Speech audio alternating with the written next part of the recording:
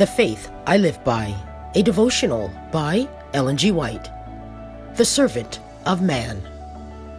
Verily, verily, I say unto you, the servant is not greater than his Lord, neither he that is sent greater than he that sent him. John 13, verse 16. In his life and lessons, Christ has given a perfect exemplification of the unselfish ministry which has its origin in God. God does not live for himself.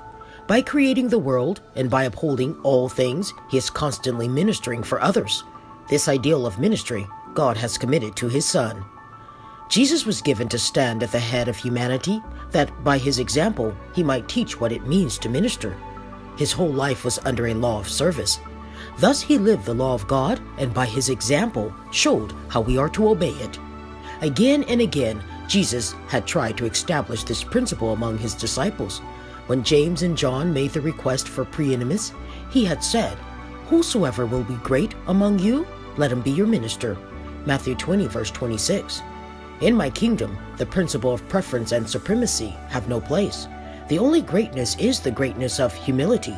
The only distinction is found in devotion to the service of others. The ordinance of feet washing is an ordinance of service. This is the lesson the Lord would have all learn and practice.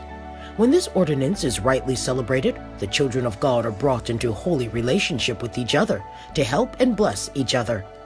That his people might not be misled by the selfishness which dwells in the natural heart and which strengthens by self-serving, Christ himself set us an example of humility. He would not leave this great subject in man's charge. Of so much consequence did he regard it that he himself, one equal with God, washed the feet of his disciples. The ceremony means much to us. God would have us take in the whole scene, not only the single act of outward cleansing.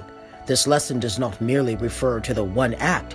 It is to reveal the great truth that Christ is an example of what we, through his grace, are to be in our intercourse with each other. It shows that the entire life should be one of humble, faithful ministry.